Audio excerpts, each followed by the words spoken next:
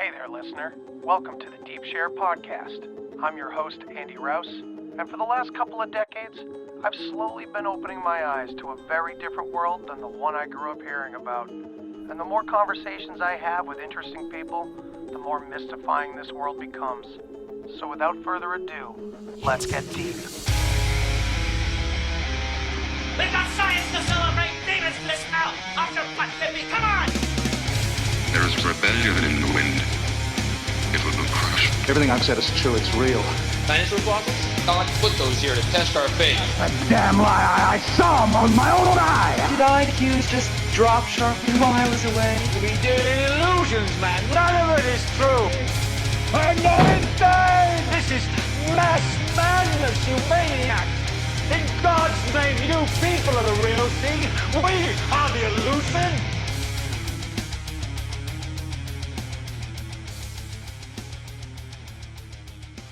And you know, I'm going to hit record so we literally have this on the beginning of the episode. Perfect, Okay. dude. Welcome to the Deep Share Podcast, everybody. It's time to go within to get out because we're here with Duane Hayes and Andy Girard, and we're kind of doing a part 3, if you will, of the taking of the 20th century. So, yeah, this is a wonderful image that Andy came by and thought he'd share it with me and Duane, and it's just fucking it does speak volumes, man. And it's Yeah, a if good you're reminder. going through some hard times out there, guys, take a look. Take a For look. for those just listening, it's a little plant busting through a hard plastic flooring, and it's just awesome. And concrete too, by the way. Yep. Oh yeah, It's nothing there's a will sidewalk. stop it. There's a sidewalk underneath it, and then there's the hard rubber surface, Mhm. and this thing's just busting out. Like, you can't stop me. I'd like You to know. see what that evolved into if you gave it a month or two to just grow, right? I'm gonna go back. I'm gonna go back, I think, tomorrow and see if it's still there. And hopefully they didn't cut it out yet, because we know how they like to just round up everything. So Oh my Yep. god. it's still on the shelves at Walmart. $11 billion in criminal penalties still on the shelves at Walmart, baby. Oh, it's still lining the garages of so many American families, like including my dad. Like I don't know about Roundup anymore, but I think my mom's finally kind of convinced him because we've convinced her. It's like fucking dominoes, you know. But yeah, it's just the automatic response to nature getting out of control. I mean, I get it. Yeah, you want a nice, neat lawn, but that whole history of that is corrupt and ridiculous anyway. It was basically just to rub it in the faces of the lower classes that had to use their property to grow food. I bet Bernays was involved in that, just like bacon and eggs. He probably I think it was convinced before his time, but it could have been Could have easily been. everybody that you had to have a perfectly groomed manicured lawn instead of letting the blackberry bushes do their thing. Does it? and Yeah, having dude. It's free food. it's such a it falls in line with their completely sleek sci-fi aesthetic that they love everywhere. You know. Well, Roundup here in Canada, when you go to buy it at Rona or Home Depot's behind a lock and key, so you have to find a representative to open it for you. So you can't actually freely get it. And there's signs on there that say that it's a carcinogenic. Jesus. It's behind a lock and key. They're doing that with a lot of stuff now, like stuff that wasn't behind lock and key before. Saw it come out with like the replaceable razors for shaving, and now you see it with I saw it the other day at Walmart with condoms. So those are behind like lock and key now. And it's Really? Yeah. It's That's like weird.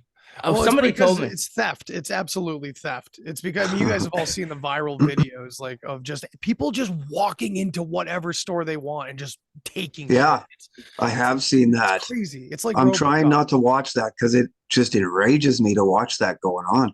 Yeah, man. No, I hate it. They're trying to fill our news feeds and our algorithms with like kids fighting and grown adults. Yeah, you can see it. Racial wars and shit. Like they're just pushing it. As long as we keep saying no and don't click on the fucking videos, like, yeah, but I want to see that guy get punched. Right. Like, no.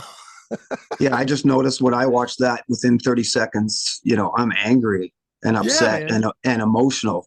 So, you know, I try not to watch those. No, I hear you, man. That's why I needed that detox. Like I was saying, to you guys before I came on, I was like getting some serious anxiety about just, you know, I know it's because I'm like unprepared. You know what I mean? Like when you're not attacking certain things or addressing things, they build up and they build up, but circumstances and whatnot. But it was just like I had to detox, man. Like I've communicated with you guys through Messenger, and that was like the only thing I was doing. I would listen to maybe one podcast a week. I was doing more reading, walking in nature, go out to the lake, throw up a hammock, hug a tree or two. Nice. And I was like, if I'm feeling anxious, I hug a tree, go for a walk. Man. I feel come better. Out of that winter slump too. You know, a lot of us that, you know, are in areas that do get pretty cold in the wintertime, or, you know, just anything that kind of draws us inside during the wintertime. You know, you kind of got to break through that in the beginning of spring and into summer and everything. And it's like a winter depression in a way for a lot of people too. Yeah, like for that sure. Kind of compounds. So I'm doing the same thing, man. I've been not getting outside for months, and like, you know, now of course the gardens forced me back out there, but I got to get back to the mountains and get hiking again, because that's when I really feel alive. Past like 4 months, I've had the worst like leg and back pain, and I keep telling my wife, you know, keeps rubbing me and everything and saying, what is changed? Like, what's going on? And it's because I don't fucking hike anymore. It's because I haven't had time to really get out there and hike a lot. And yeah, man, just getting out in nature kind of resets everything for sure. And so tonight we're going to talk about the opposite of nature. We're going to talk about the people that are basically trying to annihilate it in every sense of the word. So I know that when I first brought up getting together again, it was probably because Duane dropped some bomb in the messenger feed or something. And I was like, can we talk about this? I can't remember what it may have been, but I'm sure that we can kind of just get into whatever and see where it takes us. Yeah, I've put together just some tabs here. I can share those things. We're going to try not to go over some of the stuff that we've gone over in part 1 and 2. Good idea. But I think the conversation that we were having there last week was to do with the House of Truth and this political salon that's 1 mile from the White House, and, you know, where 3 Supreme Court justices were either living or were, you know, honored guests and often there for dinner parties. And so those unfamiliar with a political salon, it's just really a place where the parasite class essentially gets together and discusses politics and the direction of foreign and domestic policy. And so, you know, the people that were in this place, you know, 100 years ago, 1912 to 1919 is essentially when they were there. And this is the height of the progressive movement, or the peak of the progressive movement. So you've got 3 highly influential Supreme Court justices that still today are considered that top 5 for sure. You have the father of modern American journalism. So, you know, it doesn't take much to prove that media has been corrupted, and it has been so for a long time. And when we look to universities and how they are actually training journalists in media studies, they point to Walter Lippmann, resident of the House of Truth, as the father of modern American journalism. Now that's in quotes.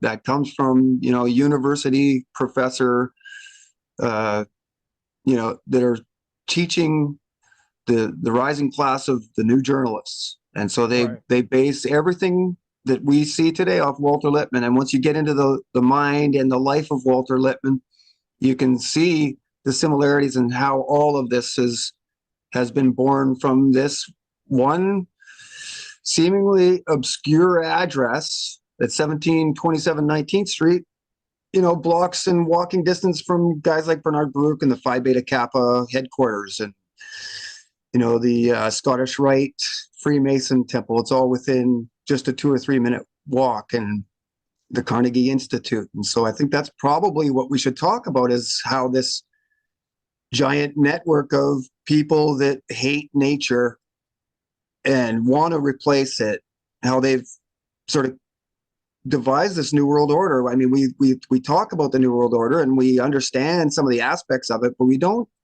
really get into the subtleties and just how everything was compromised from, Hollywood movies and to, just social aspects, socio-economic lives of the people of the West. So Grateful Dead concerts. Yeah, right. Yeah. Exactly. All manners of pop culture, brother. Yeah, I know. Right? Yeah, we could definitely get into that a little bit later on too. I would love to hear what happened there. So find some time as we're talking here just to describe what was going on there. I will. And it was an anthropological study. I'll tell you that. It was. I felt like an anthropologist. I wonder how many spooks were around you. Yeah, actually there was one moment just quickly before the show started. So they have Shakedown Street where all these vendors pop up their tents and you see all these signs. I don't know if you watched the video I sent you, but you see all these signs attached to the tents that say need a miracle, need a birthday miracle and need 2 tickets and need tickets and all this. Like these people that follow around the Grateful Dead. I met one guy who it would have been that show and the next show, like 2 days later, would have been his 600th show. 600 times. How do you even keep count at that point? So just imagine how much acid he's done if he's been to 600 shows. And I'm telling you, there's a reason they call them deadheads. Right. There is an absolute reason that they are called deadheads. And it's just, I understand the appeal to like break away and escape, Yeah. For those that don't know, I used to be addicted to all kinds of pills, heroin, you name it. I lived in escapism. And now that I don't, I've never been more happy in my life. And from time to time, I'll, smoke some marijuana, have a glass of wine here and there. But it's like to see these people by the thousands following these people around with religiosity, and the fervor and the costumes and the armor, it's without even for a second thinking about how they could be being manipulated or led, Right. But one moment right before the show, there was like maybe 7 or 8 guys that started making all this noise. 6 up, 12, 12 or whatever. And they're chasing these guys out of the Shakedown Street area. Mm-hmm. They're like fucking feds, narcs, this and that. And I'm like, do you realize that this entire this entire thing that you're involved in was created, manufactured wholesale by the Central Intelligence community? And what I was actually shocked about was the fact that there was no security presence, none anywhere. I saw one badged uniform police officer and there was 20,000 people there. Yeah. Wow. No, one, dude. Christ. And when did Jerry Garcia die? It was like the late 90s, wasn't it? A long time ago. Yeah. Now they got John Mayer, who used to sing "Your Body Is that? Are you serious? Yeah. John Mayer's the lead singer for the Grateful Dead now. Yes, let me tell you, I will give him. He's a good guitarist. I was just gonna say, I'll give him a couple points for his legitimate classic guitar style. Yeah. Like he's a genuine guitarist. Oh my god, I did not. But he uses it like shit, and he tours with the Grateful Dead, and he writes fucking R&B love tunes. So Your body is a wonderland. I guess. Yeah. He's singing to a 12-year-old most likely. Yeah, right. So that's something. Just a little sidetrack, real quick. That I think I put up something where Pete Holmes, the comedian, was talking about some Bruce Springsteen song where it's like, "Hey, little girl, is your daddy home?" Yeah, and it's like, yeah, that's one. And then you could literally take all of the classic rock that our parents grew up showing us and stuff like that. Yep. It's all filled with that one phrase, "little girl." Little girl, lots of Led Zeppelin. I have never heard my father once tell me that that was like some common way to refer to a crush or anything like that back in the 60s and 70s. So I don't know what they were doing. I feel like they were literally trying to just sneak that in and push that in. Zeppelin, The Doors, Beatles, Stones, all of them said, "Oh, yeah." Anyway, so creepy. Yeah, and so also the Grateful Dead, that's the origins of the temporary autonomous zone. That's what a concert is. It removes sort of the social taboos, and you're able there to just sort of be freer. And I was just watching some stuff from Ken Kesey's Merry Pranksters. They went on an anniversary tour, and they're all just freaks, and they're doing just the wildest, crazy, dysfunctional things. And they did another bus tour like recently. No, this is actually old too, because Ken Kesey's dead a long time ago. Yeah. But it was some sort of 50th anniversary or something, and they fired up the bus again, and they all, a lot of the original members were on there, and they did whatever they did. I don't remember what the path that they took, but they took that bus back out. And so I just wanted everybody to know that, the rock concert, the idea of the rock concert even is part of this, where everybody gets together, and, the normal societal laws and rules that keep us behaving are kind of thrown out the window at a concert. You'd see that every time you go to a concert, there's going to be some things that you wouldn't normally see on the street. Although as we progress in this, whatever this is, we're seeing more and more of that activity just as normal outside. Seeing a lot of drug addicted people here in Kelowna, and it's out of hand. We're seeing tent cities everywhere, not just San Francisco, but yeah, it's becoming Woodstock worldwide. Yeah, or countrywide. It's really normalizing this radical behavior. You see it a lot of places, not just in concerts. And a lot of concerts, I grew up with death metal, so I would go to like death metal concerts all the time, and all we did was mosh. So we didn't necessarily hit each other. We were just violent right around each other. That was the whole thing. And it was, Slayer was great, fucking fake blood rained down on us and shit. So like the craziest shit ever.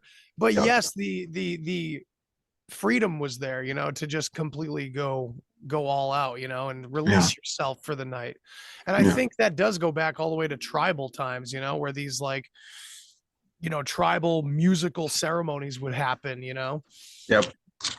So it may not be all bad, but it's definitely, of course, as always, it gets. I mean, one of the craziest things that I felt palpable to me there, and then we can get into your work again, Duane, but it was being around all these people, and they're just hitting nitrous balloons. Like I got a picture. I'll send it over. Maybe we can look at that as like a warning, but somebody was trading nitrous balloons for like Bojangles fried like fast food chicken. And I was like, damn, that is a Grateful Dead like image that'll be burned in my mind. And then the other thing, just really quickly, was that these people are going to get in their vehicles and drive home or drive to a hotel after this, and we're going to be sharing the roads with them. And they're, our girlfriend, wife, son, daughter is on the road somewhere, and these people are literally driving around high on acid, Molly, nitrous, you name it, that it was being sold there, and consumed in great amounts, and I was like, wow. It's incredible when you look at how that 60s has evolved to the year 2023 and still is very prominent in our culture, Jerry Garcia, the lead singer of the Grateful Dead, died 30 years ago, yet they're still on tour. And it's just, and they're, what they would be, they're considered, chaos creators, chaos agents, these people. That's really their purpose, whether they know it or not. But you can, Andy, you observed it firsthand, that it's really just chaos. And I would say that the backbone of all of it is Terence McKenna's Archaic Revival, and then Aleister Crowley's Do What Thou Wilt shall be the whole of the law. And this is really, this is kind of what New Age embraced, just to do whatever you want, whatever feels good. Basically, they took the heart out of the real spirituality that the ancients talked about. And I would even go as far as to say that Madame Blavatsky and a number of her counterparts did say all the right things in the text. It's but the masses will never, it's almost like the reason to keep things esoteric, dare I say, because unfortunately, I think that's why they did it. The masses can't get it, and they run wild with their own perceptions of what they're hearing and what they're trying to understand. And the New Age it's basically it's like an ego trip entirely. It's like the me movement, in my opinion. That's what it is. And it goes so far as to erase the meaningfulness of, oh man, I'm going off on a tear. So let's not. I'm going off into all sorts of weird territory here. But basically what you're saying is, yeah, I'm totally in agreement with you. Well, it's raising a selfish society, and demoralization was the program for the last 100 years. We know that now. And that's what we're seeing, just a deeply demoralized society. I don't think that if morals and ethics were, something that you were concerned with, I'm not sure you'd be going to Grateful Dead concerts and behaving in such ways, so I mean, right down to everything that we see today, Motley Crue, Def Leppard touring together, and it's Pour Some Sugar on Me, and girls, and it's something that I was very into when I was younger, but now I can clearly see the issues. And are these pictures from when you were there? This is a short video for those listening. I have not seen this. Of the Shakedown Street at the Grateful Dead concert. And I literally, I don't have a PhD next to my name with anthropologist, but I'll tell you what, I literally felt like an alien. Right. Because I just could feel crazy. I could feel the pressure to get high. And I even found myself, so we were there for about 4 hours. I even found myself there you go. There's the bus, Duane. Yeah, the ever-present bus, right? Dayglow. There was a bunch of buses there, actually. And of course, but I could feel the pressure growing. I was there with a friend who knew a bunch of these people that were deadheads, quote unquote, and they were offering us Molly and this, and I could feel the pressure, oh, maybe just a little, maybe. Right. And my higher self won out, and I didn't do that, and I'm really proud of myself for that, because good for you, man. There's just so much pressure. I can see where they don't even have to say anything to you. It's just you can feel it, and it's just weighing on you, because everyone there, everything, dude, alcohol. I mean, you see every booth is selling alcohol, beers, they're trading stuff. I mean, these people, I'm not judging them, but a lot of these people don't shower, they smell weird. It's just that's the archaic revival, man. They didn't have showers, man. Well, you could jump in a river and wipe yourself off. The tour didn't take us near a river, bro. It was so wild to be there. This was my first experience at I've been to festivals and concerts before, but this was just different, This one looks, this one seems like the way you've described it was in a league of its own. There, see that logo? They split the brain. They got an electrical charge through the two sides of the brain, so that it's all in their logo too. Yeah, look at that. And so the other thing I see here is that it's all a promotion of unconsciousness. So I don't know if these people are showing up on a mission to be conscious, to sort of open one's mind or whatever, but that's not what's happening here, with drug abuse and the alcohol being served and Molly's being, I think available. That's the initial intention, the initial intention for a lot of us starts out that way. And honestly, so after psychedelics, I became a alcoholic because of revelations I couldn't deal with and understand, I can't say bad about what it gave me necessarily, because it did give me a deeper perspective on myself. It absolutely did. I can't ever deny that. Not saying that it was the substance itself, it was what the substance allowed to happen to my own brain, but yeah, more often than not, people do go into deep, dark places. And I think what you see at the Grateful Dead concert is like a perpetuation of that purgatory kind of. And people will hear this that love to Good go to word. this shit, and they'll totally disagree with us, and that's totally fine as well. But I think there's a time and place for youth to experience something like this, Mhm. because in a lot of ways I feel like you have to experience reality to understand why you should or shouldn't continue doing something. Not Mhm. always, but the old appeal of just listening to mom and dad forever. I like, I get it. I do understand the rebellion has mostly been manufactured. I'm not going to say that that's not true here. Mhm. However, I do think rebellion is also built into our nature, even beyond just our personalities. I think the species itself, even surviving, like it goes that deep. Rebellion Mhm. is existence in a way. So Mhm. I do Mhm. think there's a place for it. And the understanding and gnosis that can come with it is valuable in a lot of ways. But I think we can talk at length about how detrimental it can be without Mhm. guidance, without love in your life, without balance in other areas. You can easily fall apart under the magnitude of losing yourself in the greater consciousness or whatever the hell is going on when you take drugs. Mhm. Well, I would say that it definitely has assisted me in seeing the world differently than most people. And I haven't actually done mushrooms in a long time. And I would say LSD, it's been 30 years. I only really did that when I was 17, 18, 19, somewhere in there. But I have taken mushrooms several times since. And I would say that it changes your perspective and it kind of puts you in your proper place. It lets you understand that there is something larger at play here. And so this is one of the goals that we want to do is have people see themselves in their true and proper place and not reflections in the water, straight out of Plato's Republic. This is what we need people to see, you know, in, to see more accurately the environment in which we are in. Yeah, I find So, that psychedelics turn out to be more about grounding than ascending. And I think mhm. Sure. they're mainly only selling the idea of the ascending perspective. You know what I mean?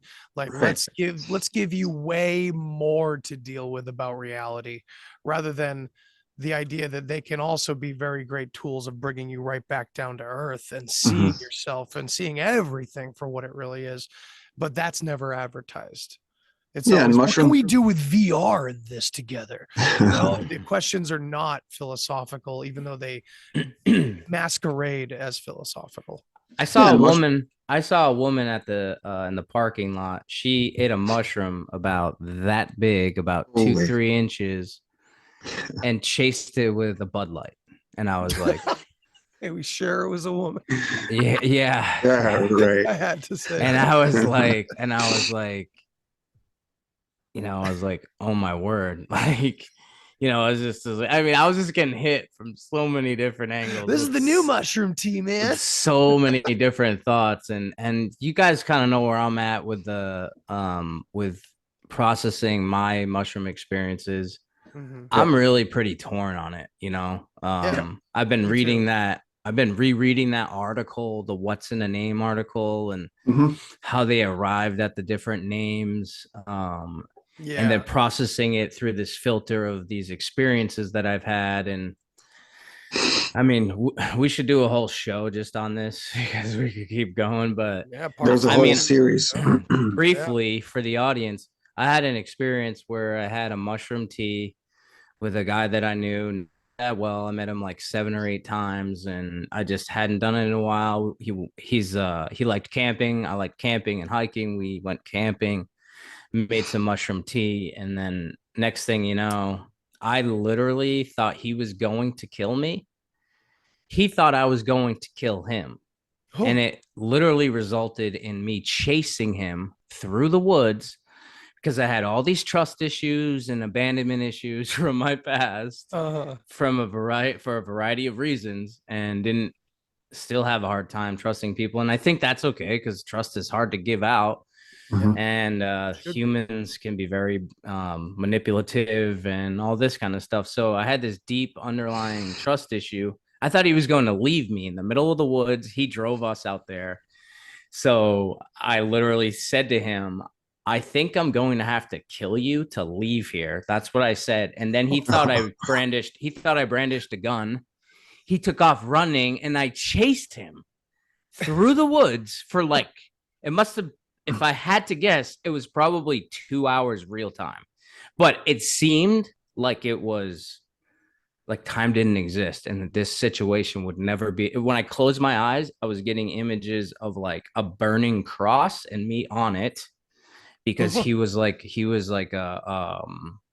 Christian, and I was earlier in the experience, I was having a hard time and I just needed somebody to be there to be supportive or whatever.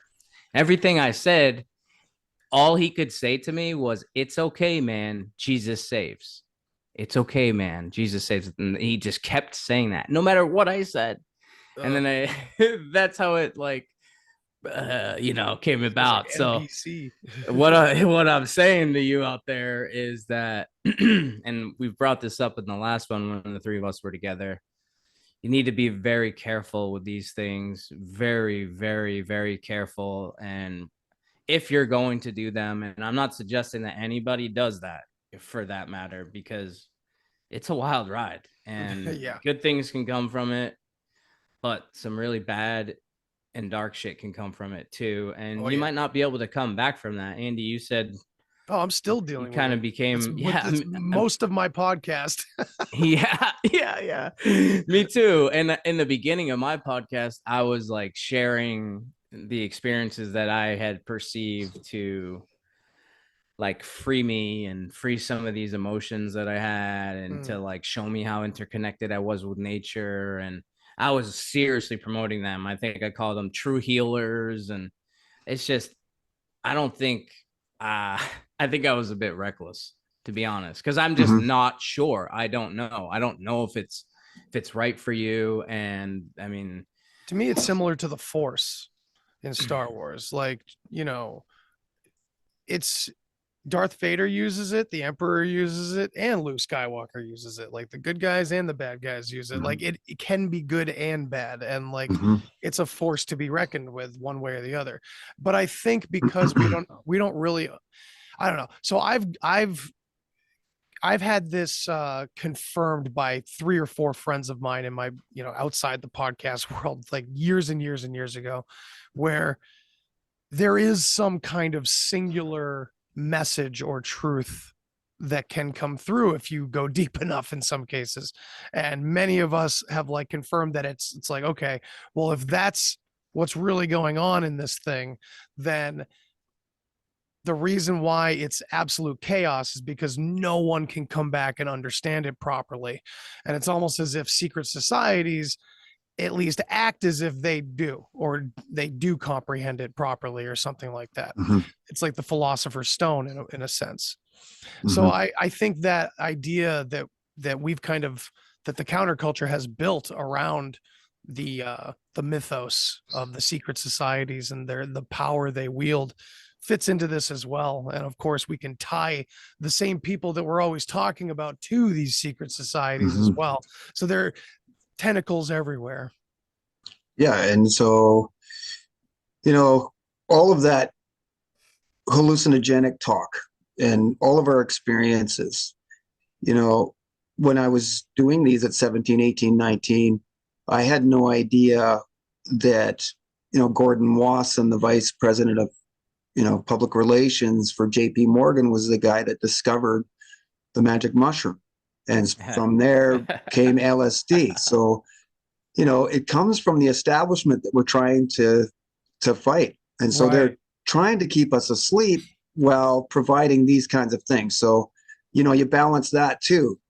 And so, there's positives, but then you also have to consider where it comes from. And so when it comes from directly from JP Morgan Bank, you have to question its motives, because we do know, we have the receipts of that Wasson was being paid by the CIA as well. I know there's a couple strings to untangle there, but it's, it is what it's documented historical fact as far as I'm concerned. It's a piece of forensic history that's, it's it actually happened. It's documented, and there's really not an argument that can say that it didn't.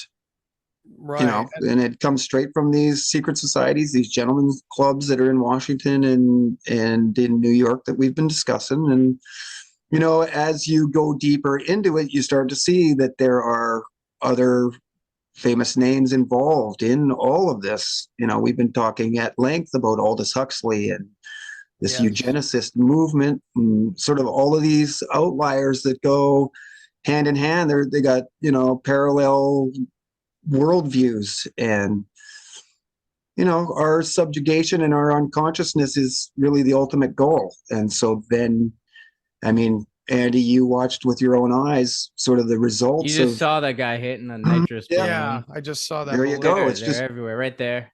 Yeah. Nitrous, for folks that have never done nitrous, it is not some sort of enlightening experience. And by the looks of that guy, he was in his 30s, and like, no offense to anybody's lifestyle, but it's a sure sign if you're experimenting. Well, it's not an experiment at that point, is it? But like, if that's the lifestyle that you've gotten into, it's like it kind of does represent a tune in, drop out, or turn on, tune in, drop out mentality. And it's like it sucks that there's such a large amount of people that are kind of sucked into it without questioning it. I think it's weird. It's hard because they got here by questioning authority to begin with. Yep. So they feel like they did their job, and that's the problem.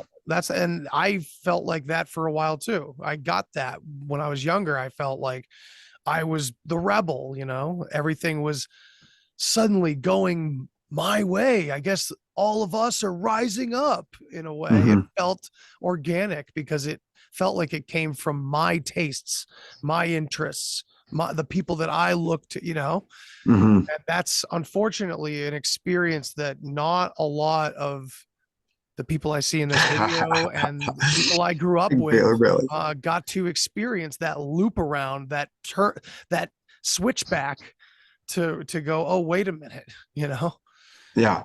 And it's even just the accepting. We're so accepting in society of alcohol use, and in general, I would say people abuse alcohol. Even when you're here, you're gonna have a few too many. And honestly, at this point in my life, I mean, I drank in my life, but at this point now, at 50, nearly 52 years old, I really see for what it is. And, we really shouldn't have alcohol in our society in such a free and open way that, Andy said it earlier, a lot of these people are going to drive home, and what kind of chaos if one was able to actually see the behavior of this group of people, like the elites actually do. Like, police departments can actually track all of these people. We've seen it done at concerts, when they go to do these Burning Man. the bike convention, that biking, the motorbikes, they all go to that one place in America. It starts with an S. Sturgis. And so I read an article on there that showed that the police were following all of those phones of the people that come into the city, because they can show that they know who's normal residents for 12 months of the year, and then they know who all of these people are that come in. So they can actually crunch the numbers. They can look at the behaviors of all of these people as they come into a city, and their influence on them as they leave, and then the weeks after that. And so they've been able to track all of this stuff. So if you were able to track that, I'm sure that in the wake of a concert like this, there's all kinds of dysfunction and chaos. By the way, all these people that do get behind the wheel on LSD and all zonked out of their heads and put everybody else's lives at risk. These are all the people that are like triple vaxxed and yelling at us for not being vaccinated, for putting all of unvaccinated lives at risk. Yeah, I asked the guy about that. I said, how did you feel when they shut down and then required you to wear a mask, get vaccinated, and be tested to come to these shows? And he was just like, there was one guy that I found, he was like selling coconuts. He was pissed off about it. he said he didn't go in and set up like outside and was like, I mean, he had a beard. This was a guy who hadn't bathed in like weeks, probably. So I mean, what is a mask gonna do for this guy? Right. You know, I mean, even if masks worked as advertised, we know like they never claimed that it was successful with people with beards, you know. And this guy was like just the craziest beard, but like this guy right here in the brown hat, man, he was so like he could barely stand up. He's just hitting this balloon like left and right, and I'm just like, again, it was like, here's the guy trading nitrous for Bojangles fried chicken. And you didn't get called out as an agent or anything, taking all these photos? I was very apprehensive to pull out. I mean, there was a lot of people like in Shakedown Street, like taking video. I mean, I didn't have any tie-dye on or anything. And I was actually gonna wear this this COVID-19 vaccine makers are exempt from liability shirt. I'm kind of glad I didn't, because it was like probably would have gotten attacked. I think all these peaceful people. Yeah, all these true peace and love people. This picture right here was like, this is perfect, you know. Yeah, there you go. Almost out of the balloon, and you know, it's just like, what's going on here? Like, oh my God, these, like you said, Andy, a lot of these people were directing angst and virtue signaling to people like us who actually take care of our health, are not ill, are not sick. I mean, do you guys see any signs of like healthy individuals? They were selling, I mean, pizza, fried food, hot dogs, like, I mean, the worst food you could ever imagine. And don't we associate the Grateful Dead with like kind of hippies and That's crunchy? what I thought. And you'd think I saw it would be one like granola vegan bars tent. and fucking. I saw one vegan tent. That was it. And I was just like, at least have some like game meat and like farmers market style shit. Like if a farmers market followed the Grateful Dead, like that would make more sense. That would actually the vision of what the Grateful Dead are supposed to be, right? But no, it's not. It's not. The music may sound like giddy and happy, but it's all dark as hell. Duane, what all I could think about like the entire time, like moments like this where I'm like locked into these two, and then like that image of that woman with the 2-inch mushroom cap and stem chasing it with a Bud Light. All I could think of was that Brave New World scene that you and I brought up, where he's like, the Soma. So many goodly creatures. Oh, brave new world, he says. The John the Savage, he goes, so many goodly creatures here. And then, you know, and then he appeals to their humanity. He's like, stop taking it. That's what I felt like doing. I was like, I was like, where's the Soma machine that I can go and destroy? Because I just want to like go ranting and say, listen, I've done this before. This is not good.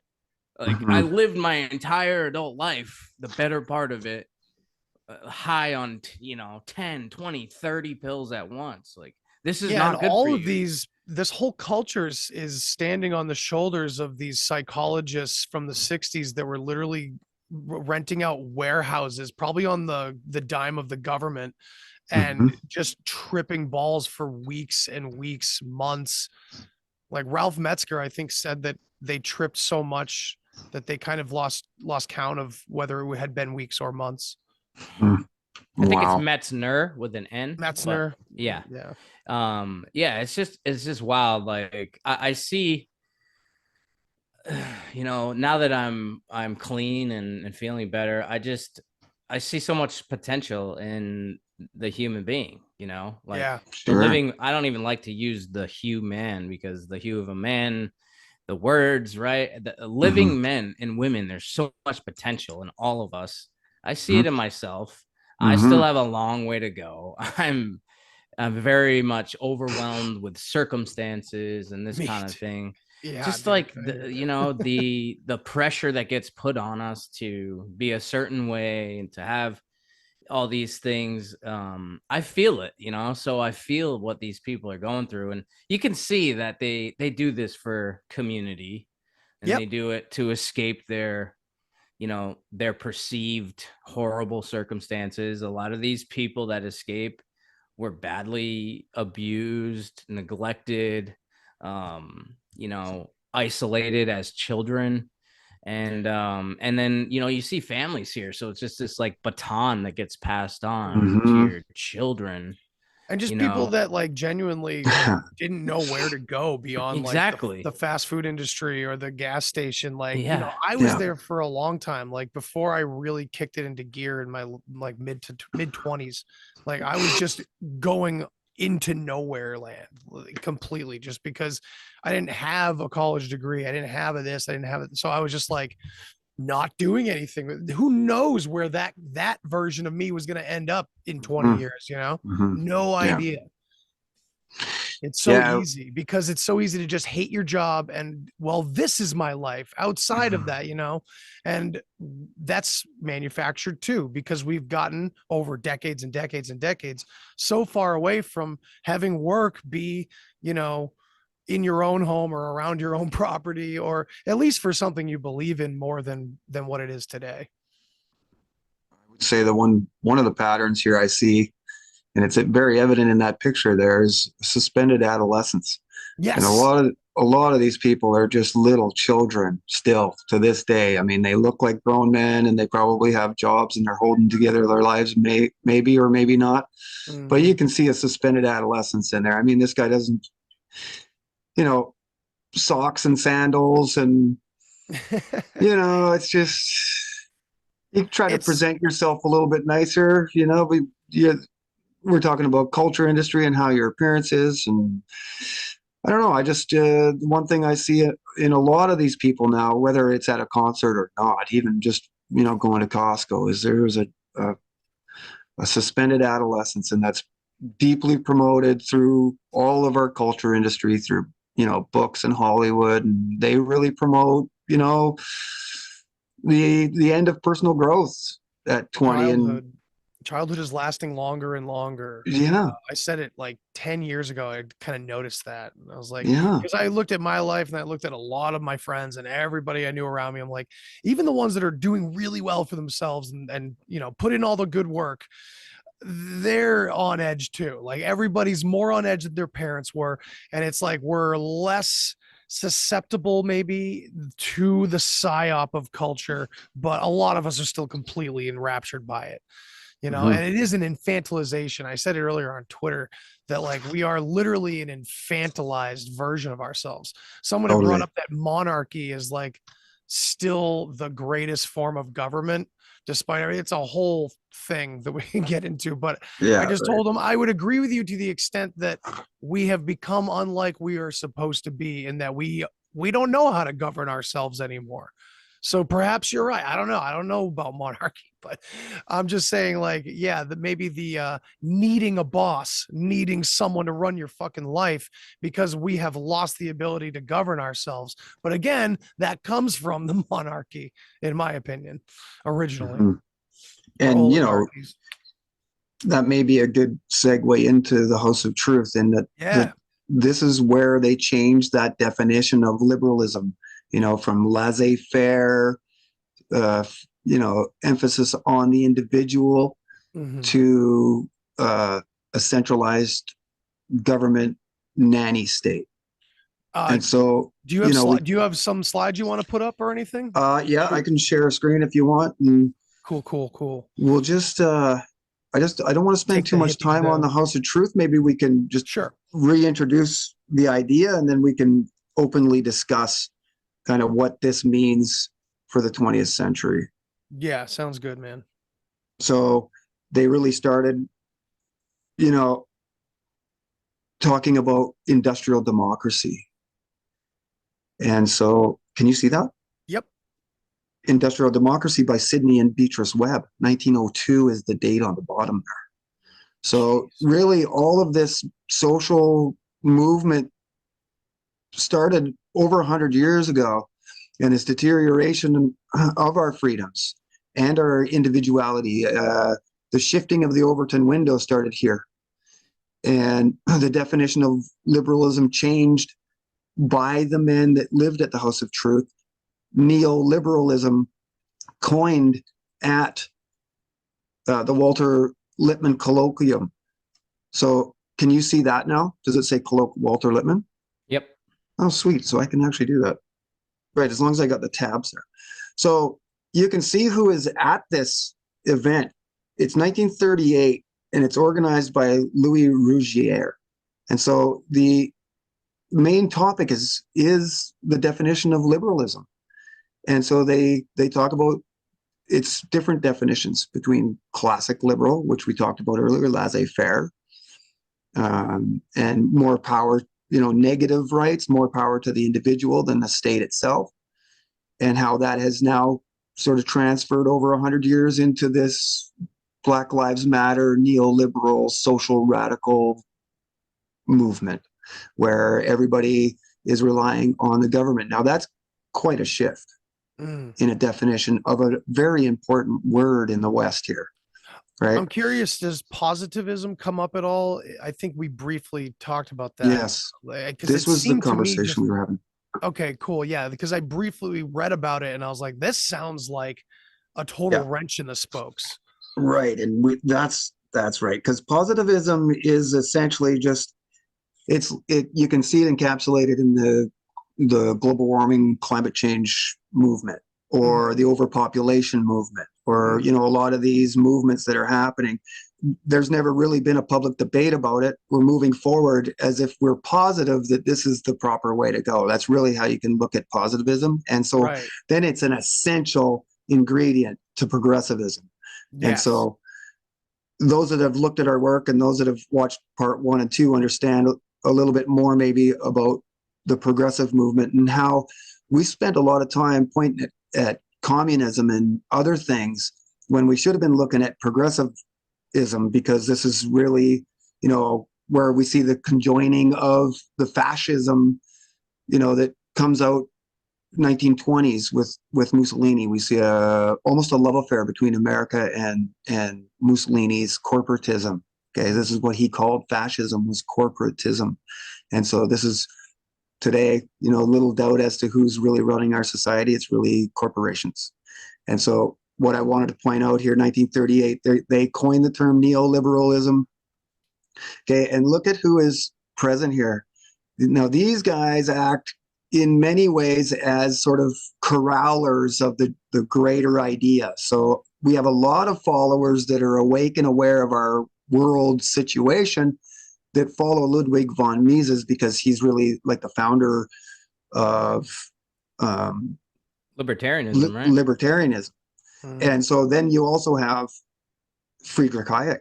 You have some very important, economists here that are, top 3 economists in human history, and Walter Lippmann's present. And so they together coin the term neoliberal. And so it's a redefining of liberalism. So if you want to know why that definition has changed so much, look to this guy, and he is the father of modern American journalism. Neoliberal, and neo is new. Yep. And there's that damn word new again. We like the word new. Yes. And that is everywhere throughout all of their literature. This word new. The New Testament, exactly. Wow. Yeah, I had never actually looked at it that way, but OG progressivism right there. Right. Dude, it makes you like, oh my God, I just had like George Harrison singing Here Comes the Sun. It's like, oh yeah, you gotta look at that song a lot different way too. Yeah. So hey, I invite everybody to look into this. This is really the cutting edge of research. If we're serious about figuring out our society and where we went wrong, you need to look into Walter Lippmann and these guys at the House of Truth. So we did really quickly sort of go over it in, I don't know which one, part 1 or part 2, but it might have been part 1. Yeah. But I can't remember now. So we put together an article called The House of Truth and the Devil's Agent, and just sort of went over the aspects that are there. And so you have all of these men are Phi Beta Kappa. So that's, those people are tapped into secret society through Phi Beta Kappa, the oldest secret society in America. And they're all graduating Harvard Law with honors. So magna cum laude, summa cum laude. And they all sort of come out of the Taft administration right before the 1912 presidential campaign. And so and so here's a very important link between Taft, who is the son of the founder of Skull and Bones, and his underlings, Elihu Root and Henry Stimson. They're all Skull and Bones. And then the members of the House of Truth, because Felix Frankfurter and Louis Brandeis and Walter Lippmann are all Phi Beta Kappa themselves. So we see out of here the founding of industrial relations. We're talking about moving America into an industrial democracy. So what does that mean? Well, that's going to mean highly efficient factory workers with an eye on being prepared, having a prepared military. So, you know, you can look around America now and see that that's very evident. We're very, you know, whether Canadian or American, we're all very patriotic of our own in military, and we're all, you know, generally very supportive of our troops. And, you know, this is one of the major problems. And so this all comes from here. This is where really the human and the machine are first integrated through the book, The Principles of Scientific Management, and what is emblazoned in there, but a fasces. So Frederick Winslow Taylor dies shortly after writing this book, and it's used by, you know, not just Woodrow Wilson and FDR, you know, to create this factory system that everybody went into, but it's translated in every language on the planet now. And it was translated and read by Stalin and Trotsky and Lenin back in the day. And so this here is really one of the smoking guns when you read through here. This is how they put women, you know, into the workforce, enslaved everybody under, you know, sort of preconceived notions that sound appealing or beneficial to the human race, but they actually aren't. And so Taylorism is what we call it now. And, you know, in one of our videos, we show the actual news article where Peter Jennings calls Taylorism the most influential ism of the 20th century. So these cannot be ignored. These are very important aspects of our slavery that very few are actually covering. So these are, you know, the term scientific management is coined by Louis Brandeis. This is one of the Supreme Court justices we identified earlier. And this Louis Brandeis is really somebody, along with Walter Lippmann and Felix Frankfurter, the three main guys at the House of Truth, are the three guys we really are trying to get everybody to look at. Okay, and so they're all Jews. What can you say? But these Brandeis, Frankfurter, and Lippmann are all Jews, and they're all living in this house, and they're known as social radicals, all of them. They're experimenters of the U.S. Constitution. Oliver Wendell Holmes, Felix Frankfurter, and Louis Brandeis, they are all even admitted in their own literature that they were looking to experiment on America. And so it's all based on this book, The Promise of American Life by Herbert Crowley, who lived at the House of Truth and founded the New Republic. Any relation to another Crowley? No, it's different spelling. Oh, okay. Crowly, as far as I know, right? I mean, you listen to some people and there is some credible evidence that, you know, Barbara Bush could be the daughter of Aleister Crowley. I mean, when you put pictures side by side there, it looks pretty good. And actually, when you look at the timeline,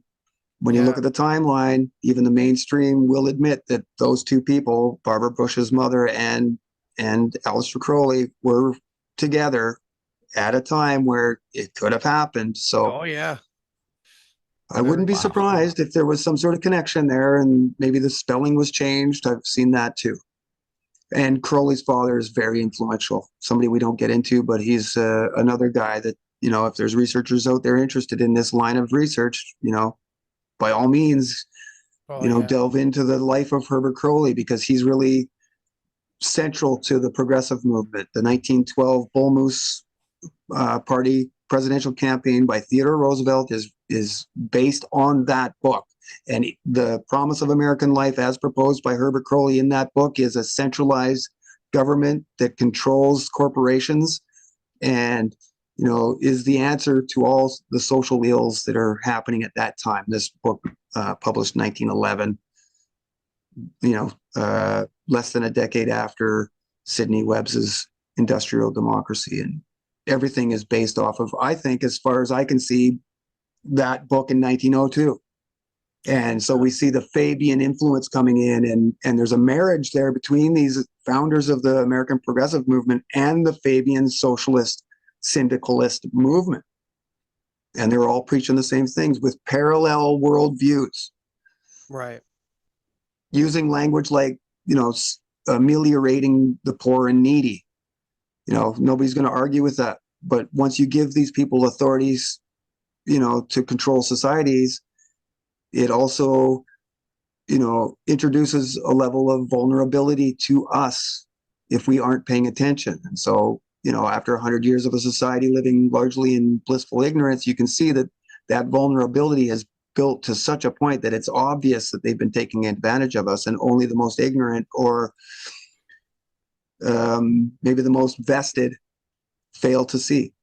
Yeah. Sounds a lot like the UN Sustainable Development Goals. Right. One of them is to eliminate poverty, right? This is just exactly a huge a modern extension of these roots, right? Yeah. That's very, very interesting. And this is like the foundation of what has been discussed in modern times as like technocracy, right? This is how it was framed by a lot of other researchers, but really it's scientific management started with Taylorism. Yeah. I think of TaylorMade, the golf company, like right. perfect, absolutely scientifically perfect. We have the physics locked down on this new driver. It's just $700 just right. And there's a book on it called Tailored Lives. Tailored Lives. Interesting. Yeah. So this is really the foundation of technocracy right here. Yes. This is scientific management. And then a lot of those ideas brought to the fore by Huxley, right? Aldous and his brother, who were. You know how much a first edition of Brave New World goes for right now? No. I went and Googled it, and there's a signed one. There's some online that's signed by Aldous Huxley, and they're like $25,000 American. Oh my goodness. It's so romanticized by so many people as like a great prognosticator and prophet. And as we've discussed, we did in our 2-part series on the conversation on LSD from 79, that he was a grand architect in this society that we just kind of went over, seeing the Grateful Dead experience there. Right. I mean, those folks, and literally no judgment on these folks, but are they a threat to the authority and like no, they look like voters to the system? No, not at all. They look like voters to me. They've been relegated to spectators, literally. Yeah, they're not a threat to the system, and that's how these substances have been used to control our society. Right. Yeah. And they are a technology, much like cybernetics are a technology, where we can't forget Norbert Wiener's influence on all this too. Like, scientific management, and what was his book that was very almost similar to that title, but more in regards to cybernetics. It was they both fall in line with this whole agenda, these technologies to completely control and enslave us. Yeah, the human use of human beings is his book. He coins the term cybernetics. And Andy Girard, you are correct that the progressive movement within it is found the efficiency movement and the preparedness movement, and then probably like the suffrage movement and things like that. And so that's really the basis of the technocratic movement, the evolution of the technical expert. And what I find is a lot of historians, and a lot of times that we're going to look into the sources of these things, they source 1930s as the very beginnings of this, and ignore, I believe purposely, this era from 1912 to 1919, where they really established this, the entering wedge and the technic as an advisor to a society that's, gone so far that it's hard to comprehend for the ordinary citizen. Now, that's a proposition I don't agree with. I think that, even as complicated as this seems, as you familiarize yourself with it, it becomes very obvious and very actually simple as to, the proper moves that we need to make to eliminate some of these things. And, we could start with lobbyists, right? We all know this, that, money being exchanged between hands behind closed doors to help, certain politicians move ahead should be considered highly illegal. Right. Yet it's so normalized and just a part of our political lives. And we've got a lot of young people that probably have never lived in a time where lobbyists were a pejorative. But, I think that's one of the obvious ones. So, the birth of the technocratic movement is here in the progressive era, 1912 to 1919. This is really where they base a lot of, really everything is based here. And Out of the House of Truth is more than just that, but Norbert Wiener's father was a member of the Inquiry, which are really considered one of the first ever technical expert groups. And this is actually the first time that a president went to, university scholars to get advice on what to do with society. And even, James T. Shotwell, who is the guy in charge of putting all of these social scientists and political scientists together, called it a strange experiment, right in his work. And so you can see how social science, these soft sciences, have also been infiltrating our society, and a lot of that we can discard. Some of these things that are unprovable, research into the human mind, and, certain things like bipolarism, we see evidences of things going on in people's minds, but to label it and then to administer drugs to it, is really, in my mind, is failing in seeing what the real true root of issues are. When I look at, it's very similar to that positive. Sorry, it's that positive. It's that positivism again. Yes, it's that this is the frame we're working with, and we're going to accept it as grand truth, whether it is or not, and just move forward with society in that way. And we constantly new boxes every day to put people into. There's the boxes are just multiplying now, where we can break the human down into these separate labels and types and this and that. And I see it all the time with like the spectrum of autism and things like that. Like, I think those kind of things do play into like human nature and the mind and all that on a very deep level. And we're all kind of part of a spectrum in a way. And they label these things so individually, and they just destroy any hope of really getting to any root. Like just abstract here, just the similarities between ADHD, autism, and post-traumatic stress syndrome. Right. Trauma and abuse and stuff like that. These things are all correlated together, but the psychology of the 20th century and of the 21st century isn't really interested in looking at it like that, or as a holistic idea. They're always individuating everything and multiplying everything as much as they possibly can. And I don't know where that angle comes from, if that's evident in these deep roots here, but this fractionalizing of everything seems to be very central in their philosophy. Yeah, it's interesting, isn't it? Because they're trying to divide us as many ways as they can, while they're really moving everything to, a singularity, whether that's, Hollywood or, food industries. We're looking at more and more monopolization. So they're actually centralizing while fragmenting society into as many pieces as you can. Yeah, fragmenting the mind. Yeah. Cognitive dissonance and all that. Mind war. And like so, we talked about previously too, right? Yeah. The paper that came out of Esalen, that was just such an enlightening document to see the military and these psychologists and new age heroes basically that were presented to the public as heroes. And certainly by many lifted up in that light to target us in the information age with just too much information, right? That was a specific goal, information overload. Yep.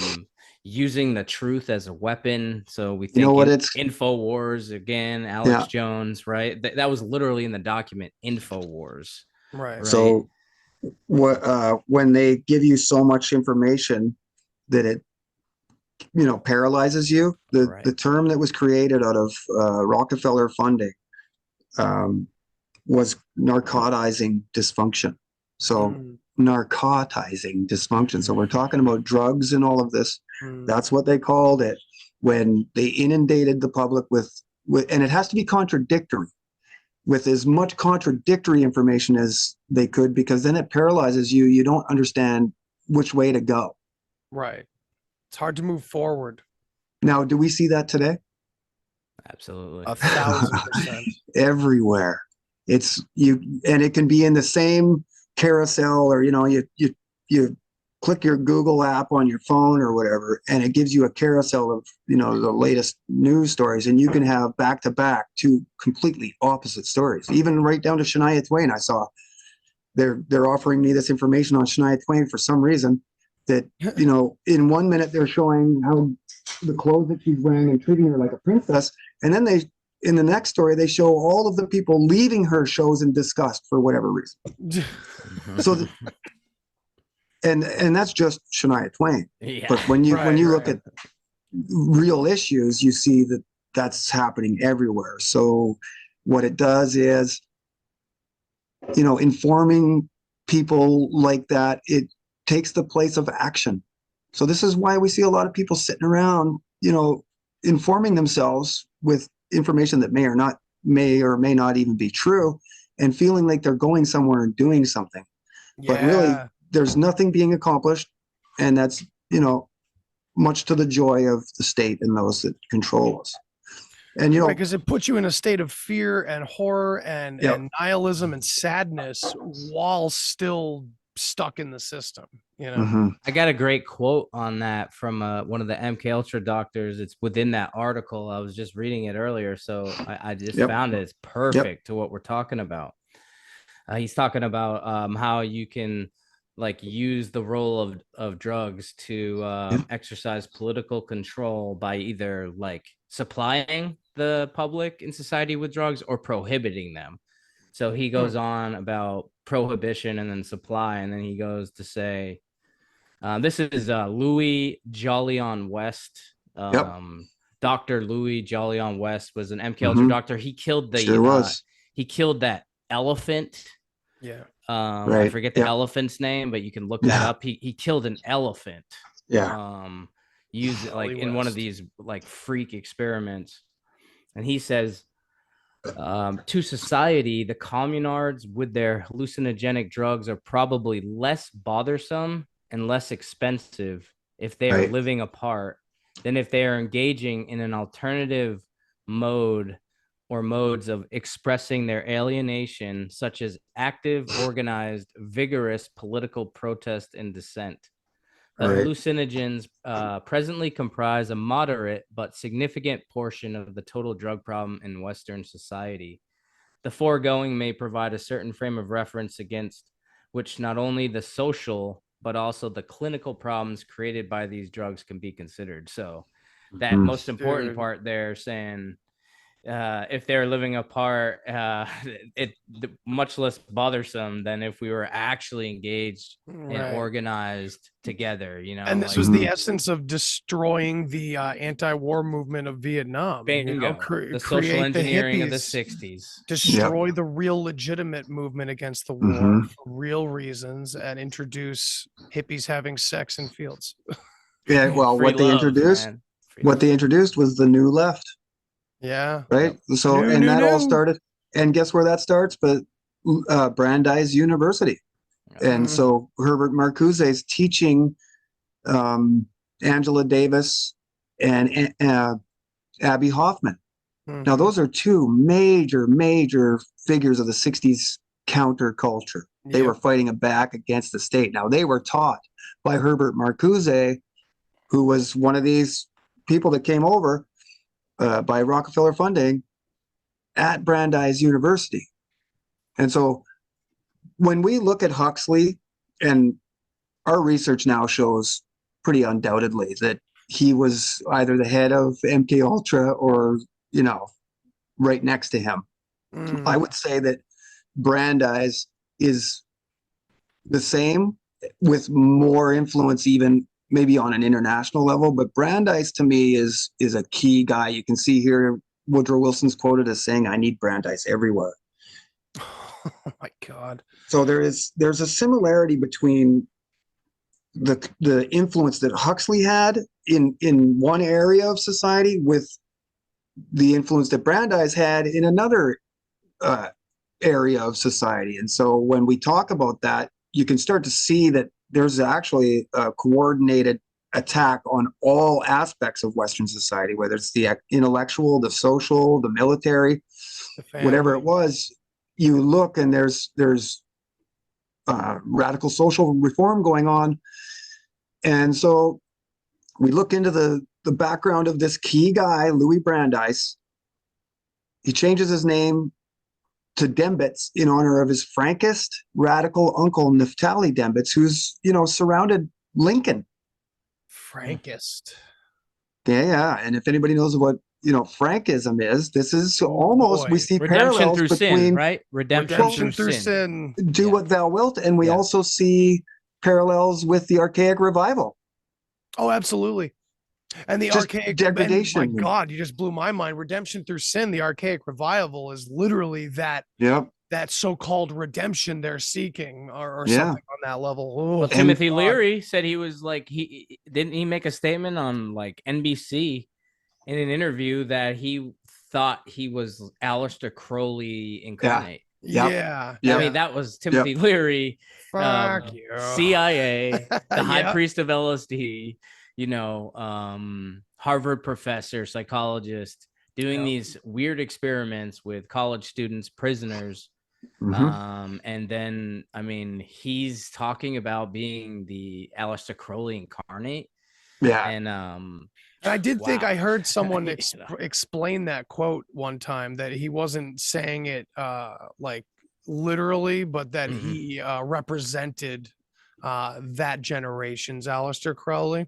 But even still, whether he thought a magical experience happened or if he's just making the comparison one way or the other, it speaks fucking volumes, because Aleister Crowley was, in a way, I mean, I'm sure we could tie a lot of this same behavior that we have of radicalizing America, the youth and everything, that has Crowley written all over it. But I think he influenced even older people too. I mean, he had his fingers in royalty and presidents and politicians, all kinds of stuff. He was a spy. He was like a super spy. He was a Renaissance he was more than man. that. Yeah, he was a lot of things, right? He attempted to climb K2 before anybody else too. There's an incredible, and I would say young Crowley is someone I would have been friends with as a young man. You know what I mean? Sure. I was that guy. No, eventually not though. And so, this is really where I want to sort of direct the conversation, because we are seeing, and this is kind of where my research had to end before we started the farm, and I am dying to get back into this, but we see the last thing that we really published at Bulletproof was this, the background behind the Weimar Republic. And this 10-year, it's in the interwar period, but in the early 20s all the way till 1932, 33, 34 is this, the German society is being completely demoralized. This is the words that they are using, demoralization. And so in my research there, where we've left it open is when I found out that Huxley was in Berlin in 1932, I believe, meeting with Aleister Crowley. Jesus. And and Christopher Isherwood. So there's these three guys, three key guys. Isherwood? Can you? Well, okay. So Isherwood is, and all of these guys are bisexual. Yep. But Christopher Isherwood is the guy that writes Bye Bye Berlin during the fall of Berlin while he's there, that turns into the movie Cabaret. Oh. Now, when you look at that style, that's film noir, right? That's really this is the birth of film noir. And so a lot of the same imagery and the short dark hair and, you know, the flapper image that has been replayed over and over and over through the last 100 years through people like Halle Berry and Madonna, you know, all of these other Beyonce, and there's all photos of them dressed in flapper gear and, you know, popularizing and trying to normalize this Weimar Republic culture. But really Berlin at that time, this is, you know, Sin City in Europe. It takes that sort of title away from Paris at this time, in that you can go there and be and do and do whatever you want. So this is, you know, and when you look at sort of the history of the Weimar, it looks a lot like what we're seeing today, just a coordinated effort to alienate, to demoralize, to degrade, to degenerate Western tradition, values, and beliefs. So basically, Grateful Dead concerts are basically like a touring Weimar. They are, absolutely. Yep, because look at the pictures that Andy brought us today. You know, we're not seeing, you know, the stuff that we saw in Weimar, but, you know, we're still seeing that same effect on society. If I went back after dark, we probably would have. Right. You were just there during the daylight hours. That's right. I didn't go back after the show. That whole that whole scene pops up right back out. I'd have to go and tie dye. And that's probably where the old deadheads go to sleep and all the young ones fucking show their true colors. Yeah, maybe. I'm curious about that. What was the age going on there? Everything.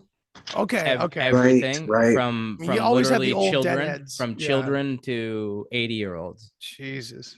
Everything in between, male, female, black, white, brown, you name it. Somehow the Grateful Dead appeals to everybody. Yeah. 58 years later, there's a 13 for you numerologists and gematria. I think it might as well just be Burning Man. It's a Burning Man roadshow. I mean, Burning Man's the same thing. The appeal. That's the only appeal for young. No one. For the numerologist, right? 1965 is when the Dead comes on the scene. You got 19. You got 6-5 is 11. You got a 9/11 programmed in there. Then you got 2023. That's a 7. That's their last. That's a sacred number as well. So I just know a little bit about the sacred numbers and the gematria and stuff like that, but we know how they love to do that, right? 58 years of this. I mean, 58 years of this, just total debasement and subversion of our true nature. And you know, just like the progressive era is kind of where they built the technocratic movement, I think that all of that is based on the early work of Crowley and this do what thou wilt mindset. And I think that that's really what Huxley and Crowley were sort of meeting for in Berlin, is to combine their two thoughts. And that's where I'm at in my mind right now.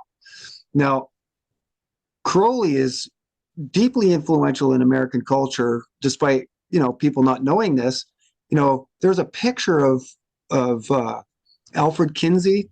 You guys know who Alfred Kinsey is? Yeah. He's really like the most cited scientist ever on the behavior, the sexual behavior of the male and the sexual behavior of the female. He bookended these two books in late 1940s, I think, or no, late 1950s. So just before the 60s begin, he publishes these two books that even today, you know, all of the scientific work that's done on the sexual behaviors of male and female are based on that Kinsey book.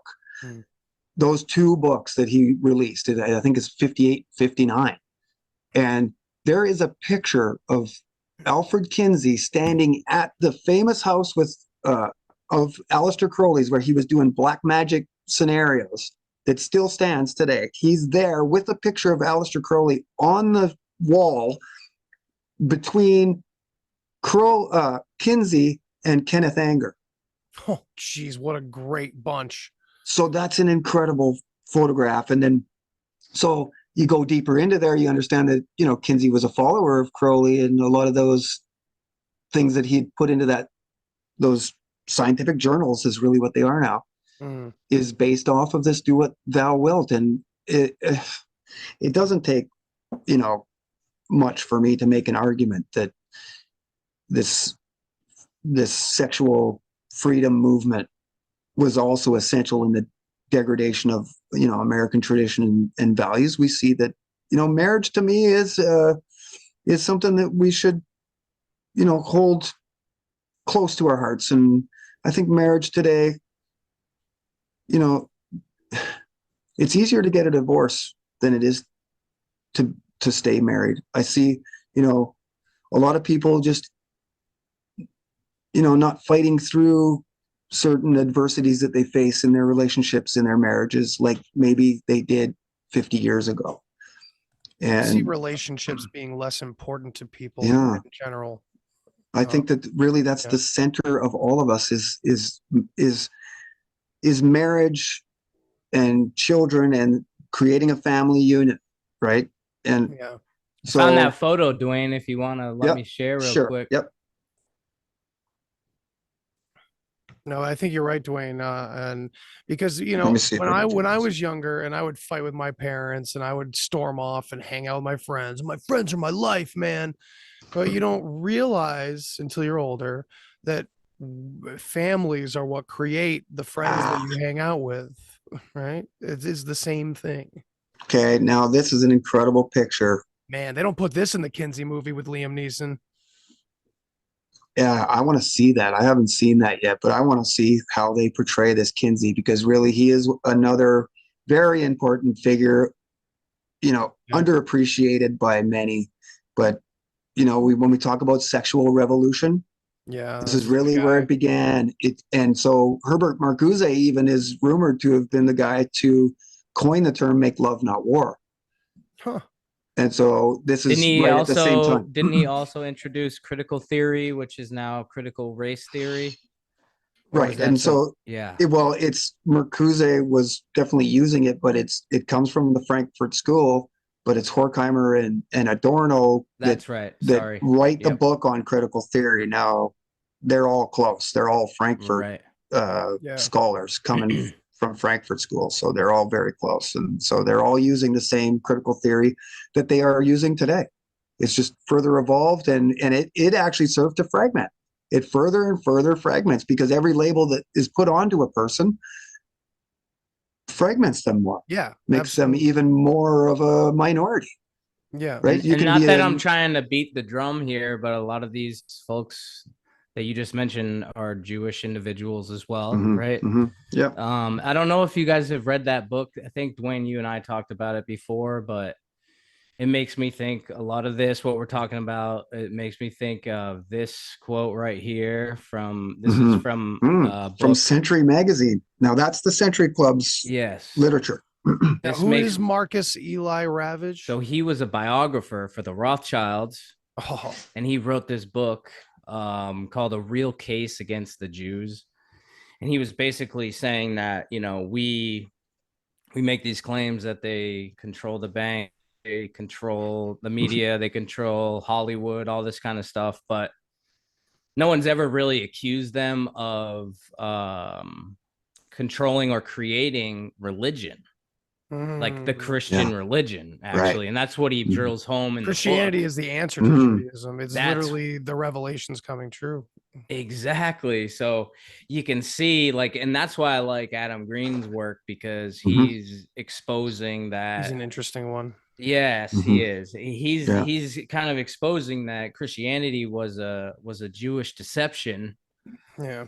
I'm gonna talk to you guys off air about that, man. But I would love to hear more about that. But so it just makes me think of this quote right here from the book.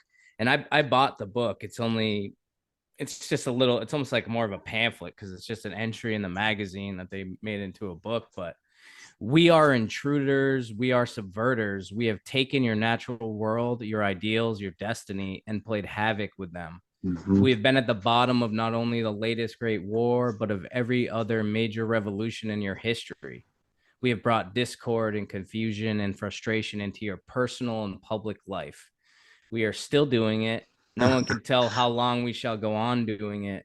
Who knows what great and glorious destiny might have been yours if we had left you alone. That is so, like, very interesting. You think about the porn industry, what that's done to young men and women all over, what that's done to our society, what that's done to people's souls.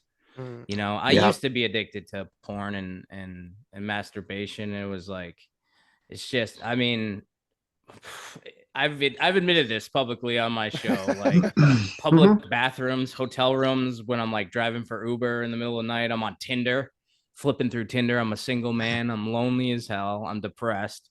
I'm still high on drugs. I'm masturbating in public bathrooms and porta potties and airports and shit. Like, dude, what? You know, we're having a wild time, man. Yeah, we are, man. You were your own walking Weimar. Oh yeah, I was, man. I really was, dude. If I had a body camera on and we could make a little documentary, it would be like, I fell for it all. I hear that, brother. But you can rise above that and live differently and live a moral life. You know, you can have grace when you self-reflect. And you can take it easy on yourself and forgive yourself. I mean, did you murder somebody? No, you can come back from this. Like, you know, you can come back from making mistakes when you. Well, we're talking about a whole agenda, a massive group of people in government and just the people that follow them wherever they go, holding on to this mentality of let go of the past. The past doesn't matter. And in a way, sure. Yeah, you have to live in the now and plan for the future and all that, but it all goes together. It's all one, your future, your past, your present. Like, it's all one thing. And they kind of have this overarching mentality of just destroy and move on. You know, be the virus that Mr. Smith called us in the Matrix, right? Because that gave me chills when I first saw that movie. I was like, holy shit, man, we are a virus. Oh my God. And Bill Hicks too, right? Mr. fucking Bill Hicks. We're just a virus with shoes, man. Get over this humanity's new bullshit. Right.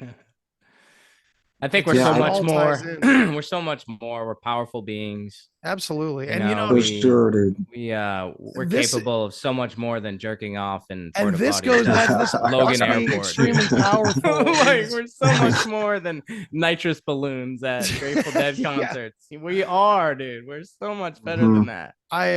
This runs into a lot of the ancient history topics that I've been researching, and this idea that we are more powerful than they tell us is always seems to be at the heart of every conspiracy theorist's repertoire or whatever the research they're doing. That seems to be the overarching theme, right? And this whole Jewish situation is so crazy. And when I'm looking at ancient peoples and I'm trying to discredit fucking ancient aliens of all things, and I stumble into this territory of the Israelites, the Canaanites, the Phoenicians, the Scythians, all of these people coming from Germany, the Indo-Europeans, all the people that Himmler and the Vril Society were after, trying to look for their origins and all that. And of course, we associate the Vril Society specifically with the Third Reich and Hitler and Himmler and all that. But what's not talked about is that though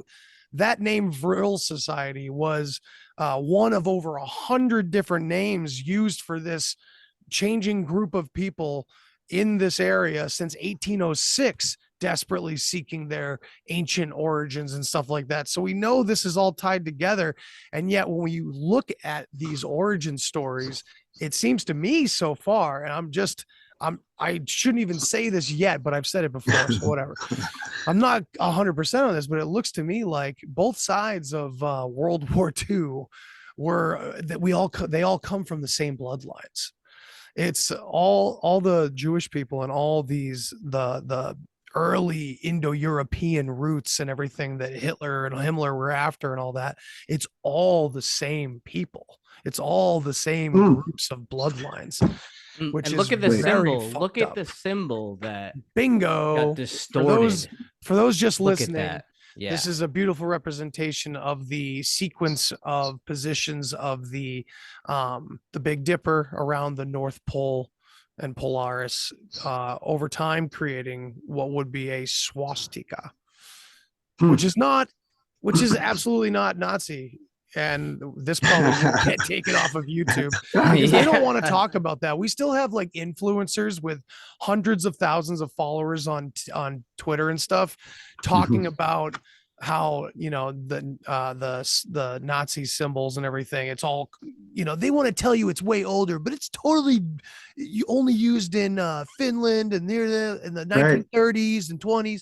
And it's like, no. This goes back all the way to the beginning of our known, even prehistory. So many different cultures. The that oldest were using artifact ever found was like a little tool in Finland, buried in Finland, and it was covered in swastikas, and it was 40,000 years old.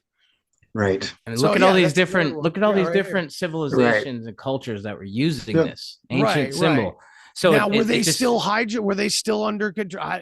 Maybe, the way I understand these ancient symbols, this was when it was pure, like when these symbols weren't hijacked yet, you know, and these weren't like controlled opposition. I'm not even, you know, like this actually can't be controlled opposition because this is the one thing you're not allowed to talk about.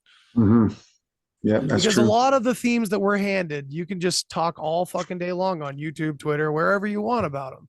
But you can't talk about this. Andy, have you heard that Robert fucking Kennedy? Andy, have you heard that this is supposed to represent like the toroid field? Yes, absolutely, and that's what Bach Saga talks about as well. Yeah, and it was the wheel, which also they claim in Bach Saga has been misappropriated and translated into devil. That this actually is associated with the swastika, the spinning swastika, which of course again would represent the way the North Pole looked with the Big Dipper, and that falls in line with Bach Saga as well. But yeah, they I've lost my train of thought, but yeah, it's all tied together. It's all fucking crazy. Total hijack of that symbol, and it's just like it makes sense, at least to me, in the modern world, that we present Hitler as the infernal genius, and that's the only representation of evil that we're given, and it's just shoved and rammed down our throats, and they're just sporting this symbol. This is the symbol that I didn't realize Judaism had its own swastika, but that makes absolute perfect sense. You know, this is the symbol that gets trotted out for the world to see, to get just dragged through the mud.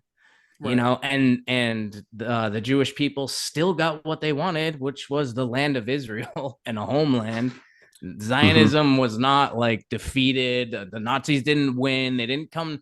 Some came to America, but there's, you know, they didn't win. Like there's nothing, didn't prevent anything.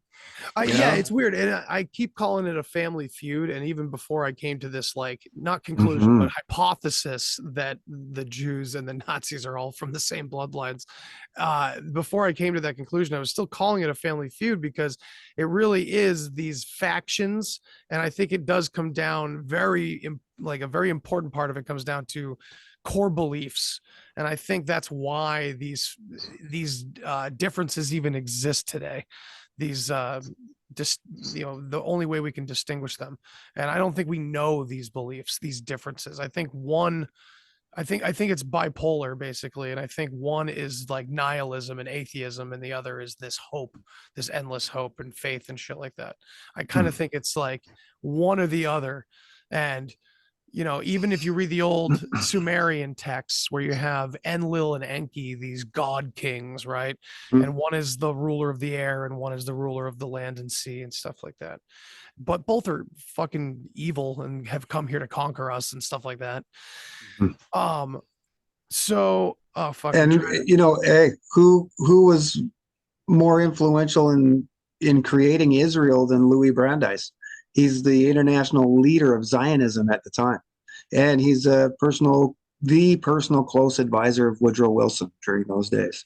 So when we talk about the creation of Israel, Louis Brandeis is really a major architect of not only that, but the Federal Reserve and, you know, being able to exploit or take advantage of people through usury and speculation. So when we talk about speculation, that's like Bet99. You know, it's like sports action, betting on sports.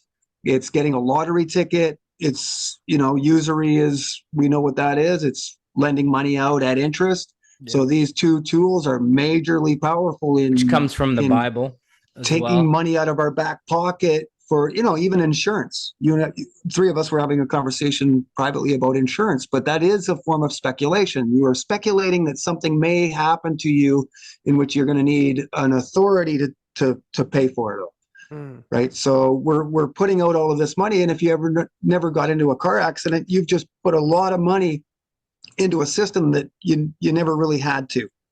Health insurance, so you never go to the doctor, but you're paying $300 a month to right. for what? You calculate that over a lifetime. You could be saving that money to plant more raised bed right. gardens, or to buy a new tractor, or to educate your children, or to, you know, and what is whatever, that? Right? Yeah, and what is that? But you know, adherence to the technical expert and the scientific, you know, trusting what the expert tells you. Right. So, and one thing I wanted to say about all of that too is that, you know, through my research into all of this, you know, some of the books that were burned in this book burning in the 1930s was H.G. Wells, was Aldous Huxley, was all of these same people that we are fighting today. Now that's true. Drag queen story time. Right. It's funny too. Yeah, I would say. Looking at the burning books, I mean, you look at the way the hippies looked at the burning of the books, and even my generation and people like me looking at the burning of those books was this great sympathy, you know, like, oh, the heroes, they were all burned, you know, they were all destroyed because they didn't want us learning the truth. Right. And it's such a hoodwink. Well, Thomas Mann, all you know, Theodore Adorno, Max Horkheimer, all of their books were burned. Yep. The subverters that were subverters, intruders. Right. Yeah. So that's, and woe is me is the constant theme.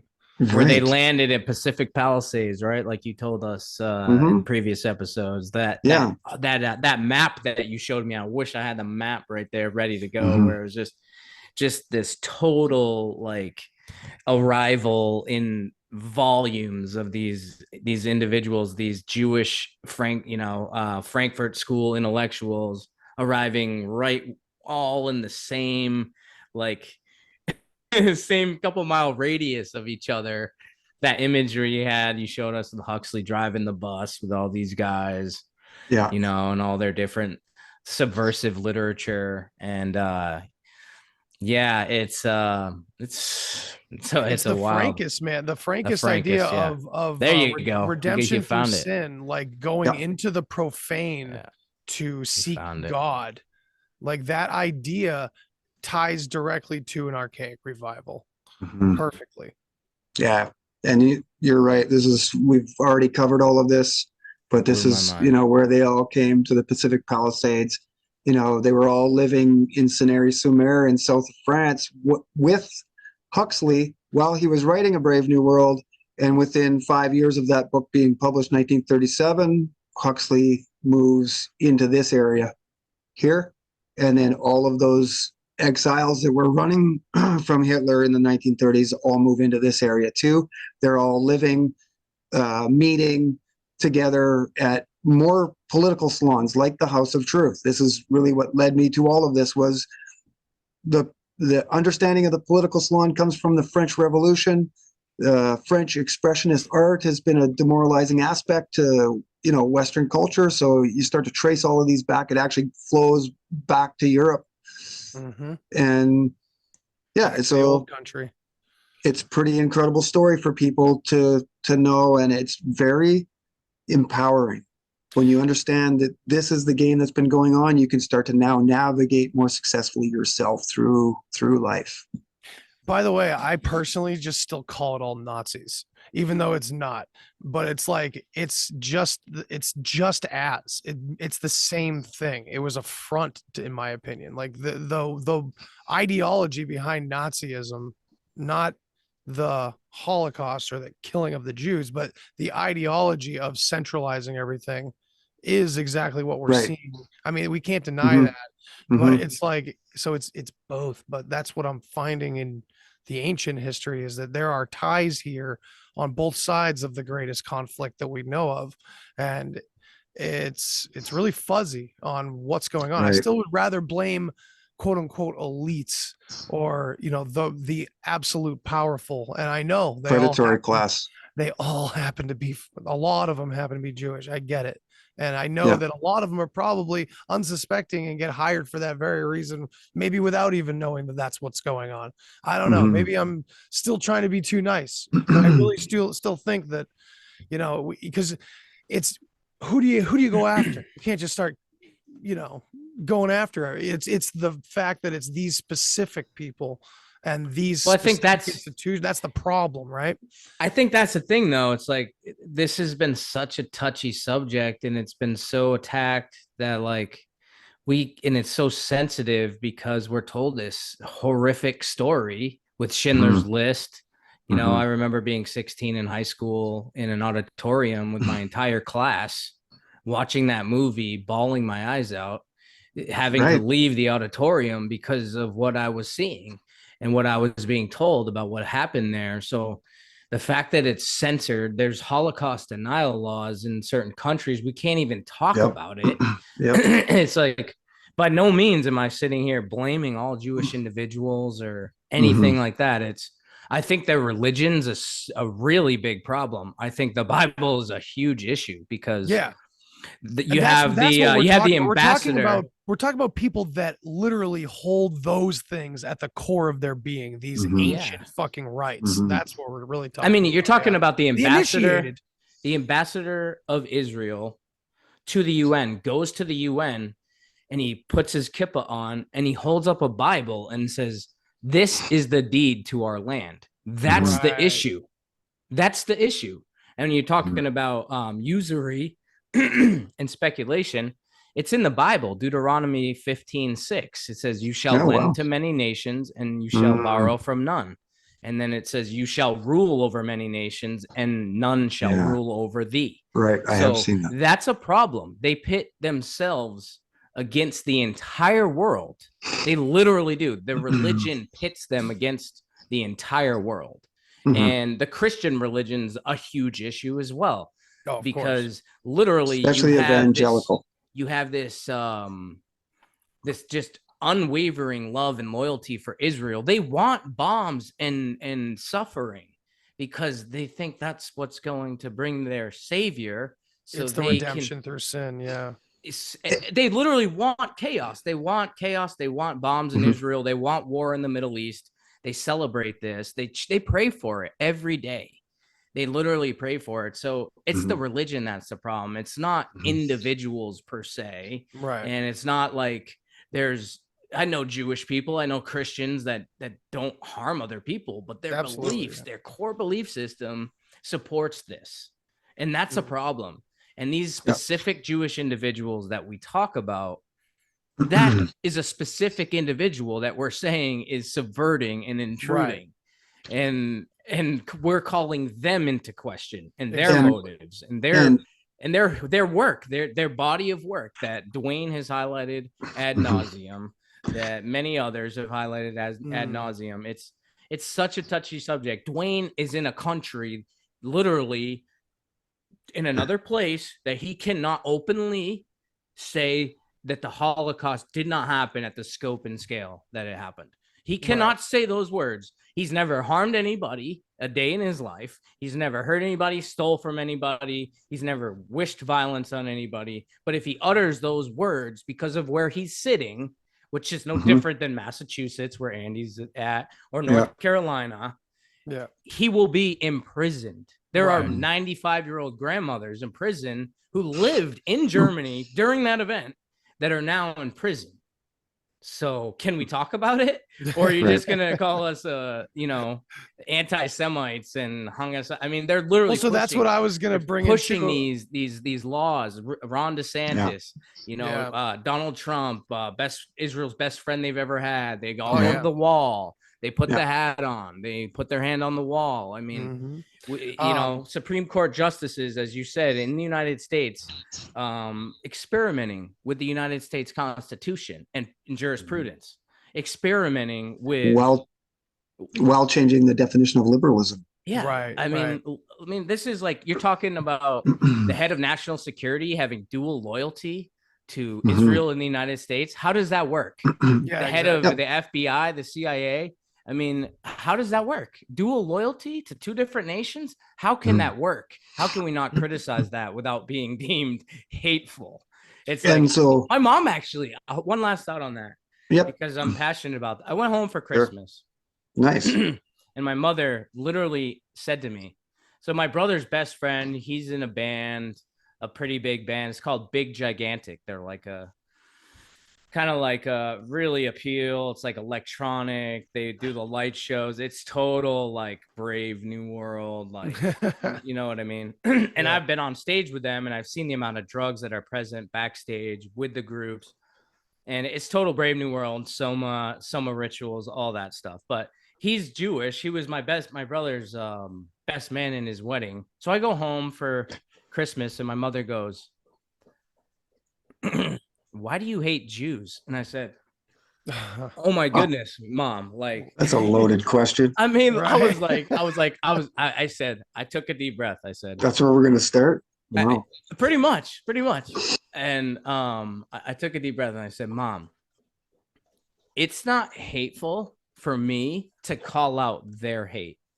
Like the deep religious Zionist Jewish individuals that are like the evangelical Christians that do not like non-Jews. They don't like the Jewish religion.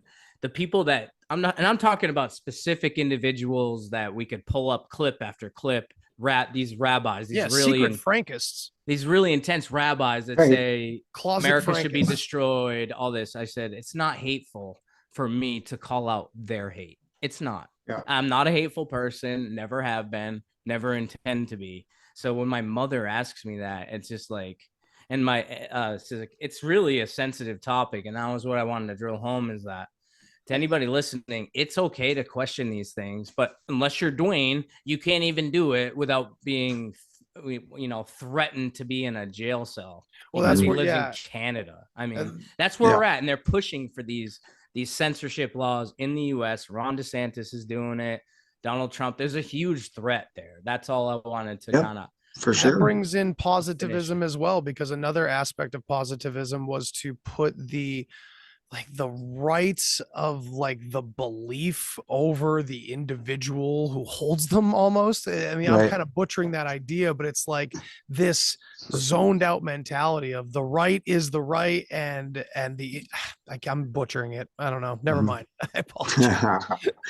Well, what I'd say about that is you said the key word there, evangelical.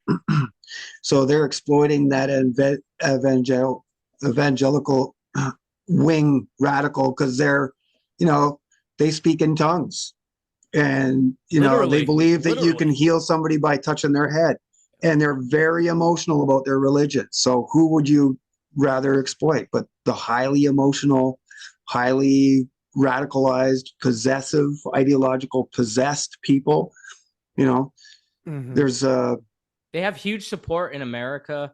The Christian evangelical Christians, they give them billions of dollars a year. That's without the stated, billions that the American government gives to Israel. And then we see what's happening in Palestine and all these issues. And it's just like, how can we support that and not call it out? It's just going to continue to get worse.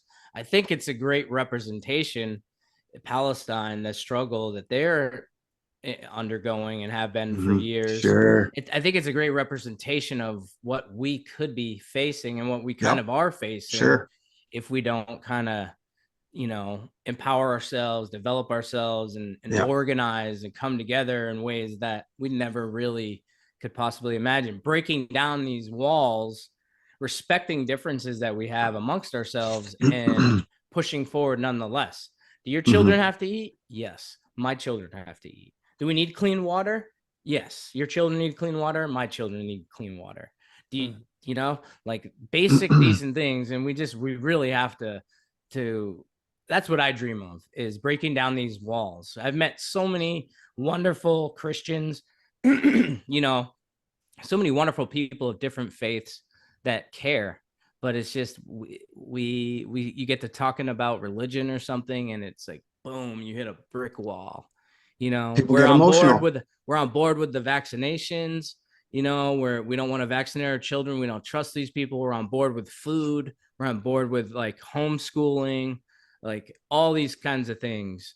And then you get to that issue, and it's like, okay, well, why do we have to share the same belief system? The fear of death is, you know, all these thousands and thousands of years of distortion in our beliefs. Yeah, it's the most terrifying thing to everybody, even the ones that say they're not afraid of death and all that.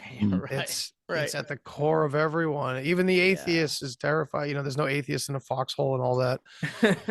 And and that really is, I mean, we call these guys like a death cult sometimes, not choose, just in general, all of these people that have been involved in are misleading. And yeah, it really does seem like that is what they prey on the most, you know, at the very core. I mean, we talk about like people, you know, garnering support for fucking Ukraine. Imagine garnering support for not having to think about being in the ground forever or not existing suddenly, you know, like anything but that. Yeah. You know what I mean? And no one's going to admit that that's what's fueling all of their fear-based decisions. But I think layer upon layer upon layer, that really is at the heart of it. You know, of course, that's a deeper consciousness kind of topic for another time. We've been all over the place, but we have. But I mean, you know, I think this is good to kind of it's been a while since we've gotten together, so it's good to cover a range of, I think we got out quite a bit of information. Sure. This will be a controversial one that people will comment on a lot, probably. Right. Yeah, I don't think it'll live on YouTube, actually. It probably won't live on YouTube long, and that's okay. You'll find it on Odyssey. Right. I don't know. I've never checked Odyssey. I don't know what their censorship is like at all. I don't know. Everybody's fucking owned. Oh yeah. Maybe I can take a minute here, and I don't need to defend our work. I think that I just want to say a few things, you know, going back to researching and investigating individuals and then not knowing what to do with these people once we find them guilty. I would say that these people that we're investigating, the Lippmans, the Frankfurters and Brandeises, these are really the founders of a lot of these institutions that we see are very harmful to our world today. Frankfurter, influential in the creation of the ACLU. This is used as a tool to divide and do all kinds of things. It's really a chaos creator. So to me, I'm not looking for Frankfurter.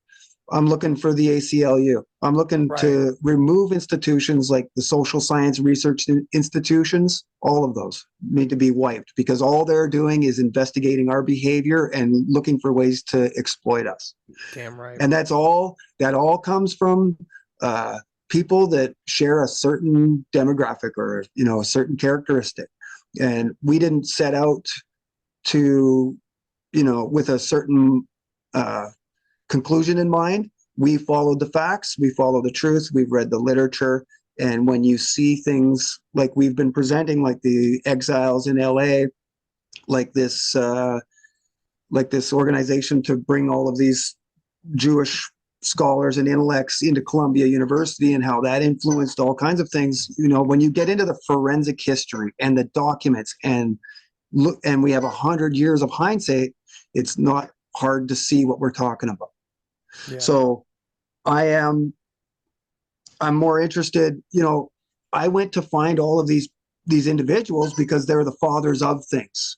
Right. And they've really established a network that has gone forward through this progressive movement into the technocracy that, you know, comes singularities and AI and, you know, all of that that's very harmful on a natural level, like we talked about at the very beginning of the show, that they're really adverse to nature. And so any way that we can gravitate towards nature and use nature and embrace nature, that's a great way to create a beautiful argument against their plan.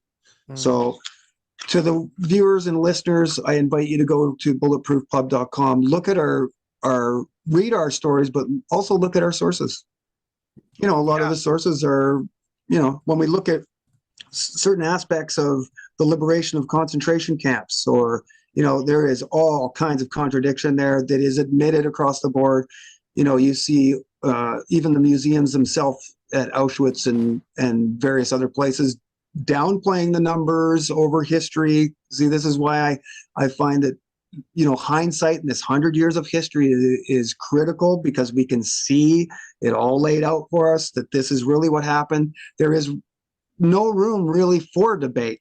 And so what that does is it really allows us to step away from that Jewish question. It allows us to step away from conspiracy theory and just present documented historical fact in a forensic way that we can all look at and determine our own conclusions from.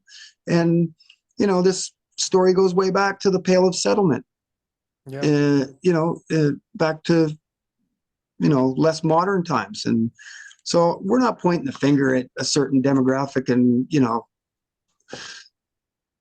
not letting go. We're at least us at bulletproofclub.com and the history of propaganda, and myself personally, we are taking it seriously. We are looking for those guilty, and if they aren't Jewish, then so be it. But what we are finding is that there is a common theme. Yeah. Right. And I would say that, since your work is focusing on particular areas of history, and we've said it before when we've gotten together on these things, we invite more researchers, of course, to fill in more blanks as I'm doing in the ancient areas. And I'm far from alone, and I'm an amateur more than most. Obviously, there's many out there that are looking through different aspects of history to put these pieces together, because, okay, we came to these premature conclusions of 1 century, right? And that's a good amount of time to do what we've done with it. And now it's like, okay, why does it look like this? Let's go further back. And then we start to go further and further back. And yeah, maybe the same theme continues, but really when you go far, far, far back, a lot of people that are pitted against each other as good guys and bad guys are all in the same fucking pit together.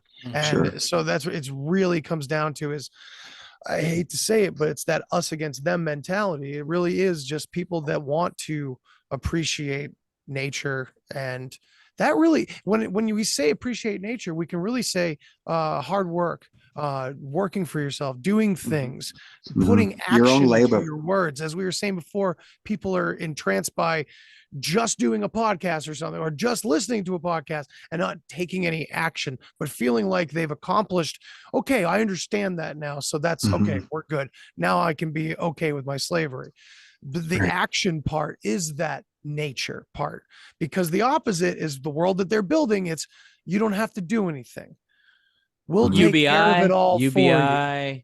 You get to live in these stack and pack houses it's the that they're Wall-E, building it's everywhere. that cartoon, so take action. And that means first and foremost, get out of the inform yourself area and get into the do something for yourself and do something for the people around you. Do something for people that you care about and love, because that's literally the good parts of those ancient religions. It's that they say, life is serving others and life is gratitude, endless gratitude. So I have a lot of gratitude for you guys both, because you have you do the hard work and you say, what the truth is, from the research perspective, from the facts that you're finding. And I think that's really important. And it has to go wherever we don't want it to go and wherever we get squeamish about, and just put it out there and let the chips fall where they may. Right. Yeah. I would say that we're one of the best representations of a journey to the truth that I've seen out there. I agree. So. And a thorough one at that. So everybody definitely go to bulletproofpub.com and also check out Andy Girard, Go Within to Get Out. Tell them where they can find you, brother. Unless I already just did. Everywhere, YouTube, Rumble, BitChute, Odyssey, all the places. Excellent. And I love being with you guys. I missed talking with you guys. I was just overwhelmed. This stuff was really just it's a lot at times, and you gotta take care of yourself out there. I'm learning that still, and still need to do a better better part taking action, because it's just like sometimes you just get overwhelmed and paralyzed, like you said, Absolutely. like we talked about earlier. I've spent so many years putting myself in a tough position by making a lot of mistakes. So it's kind of like, well, you know, I've thought about this a lot. I make a lot of bad decisions that led me here. And it took like 10 to 15 years to put me in this. So it's going to take a little bit of time. Sounds like redemption through sin. Yeah, maybe. I don't know. But I think, you know, maybe fanatics run away with a good idea or something. Yeah, maybe. What I'd like to say to you, Girard, too, is that I've never seen somebody learn so much in such a short period of time. So be easy on yourself. Yeah, I know. Right? I do Understand that it's only been a few years. You're in an area that not many people are. So remember that, right? When you're in moments of weakness, that you're actually very strong, and you've been able to withstand a lot of information that would have made other people freak right out. And honestly, I kind of did, but I'm right. It took me 20 years of freaking out to like be right here with you. And you've done it in like a few years. Like, a few years. What? It's almost like when Neo gets all that information downloaded. Yep. Yeah, you know, they put the chip in there. That's almost how you've been. And so for you to go from in the time of COVID, you know, not really understanding what's going on in our world, to understanding the progressive movement and the technological aspect of it, and Walter Lippmann and the House of Truth and the Exiles, that is cutting edge. You know, that is the furthest sort of extrapolation of all of this. So seriously, if there's one thing I could say to you right now, go easy on yourself. Just, you know, in those moments, take the time. Yeah, I think you did the right thing, man. I've done that too. You've got to, when it gets to be that much, just release it all. Take some time. Go find the things that you want to do and things that make you happy. Thanks a lot for saying that, man. I appreciate the support from you guys, and absolutely, we push forward like that image in the beginning with the little weed, yes, you know, growing through the sidewalk. That's the truth right there. I'm gonna get hiking again, man. I'm gonna go climb some more mountains. I gotta get out there. I got to get back to Massachusetts and do some hiking with you, man. I was so bummed out we didn't get a chance. Dude, I know. And my life is so fucking hectic up here, just day to day. Just being a parent, it's nothing crazy. I don't have 5 jobs. It's just I see it. I see it. My girlfriend, her family, I spent a lot of time with them. They got 3 children, and it's just like they have no time for themselves. They don't know what they're doing. They get so overwhelmed with the different personalities and struggles and the pressure that's been put on us in the last few years. So I totally get it, man. I was just like, my parents were moving to California, so I don't have a home in Massachusetts anymore. Right. Yeah. So I was you like, come up here, we're camping for sure. Yeah. I was really like, I was kind of like, I got a spot for you. Man, I don't know if I'll be back for a while, but yeah. I see the 3 of us together someday, like hiking, just like up somewhere and a different world in front of us. Cause I don't know, man, I'm just not willing to accept where this shit's going. And I dream of beautiful things and people just being decent and respectful to one another, because it exists within me. I know it does because I live it every day. And if it exists within me, and I definitely see it in others, then I know it's possible. It really is. And if there weren't dreamers, then nothing would ever change. So let's try to make some changes in our own life, and don't feel too much pressure if you're listening out there. Because I talk to a lot of people that listen to podcasts and they get upset sometimes because they feel like some of the things that people are saying are like directed at them, and they're like, you're not in my situation. You can't, you know what I mean? Like, I have this going on, and it's like, not everybody can start a farm. Not everybody can. No. So don't take it too personally out there if you're hearing some of these things, and you know, just do your best to make improvements and don't harm other people. And I think we can really make some good changes in this world. Right on. Oh yeah.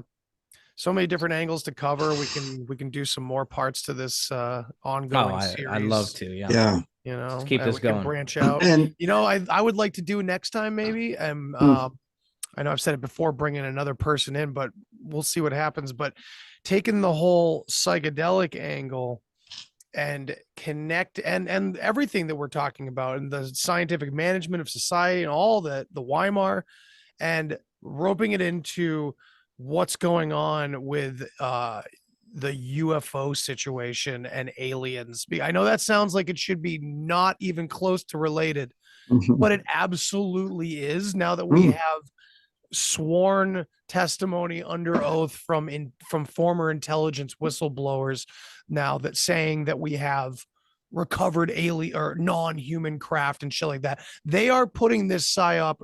It's game time. Like, it's happening now. It's not Blue Beam, right? Blue Beam is, I guess you can call it Blue Beam, but then again, there's a legitimate Operation Blue Beam that has nothing to do with fucking holograms at all.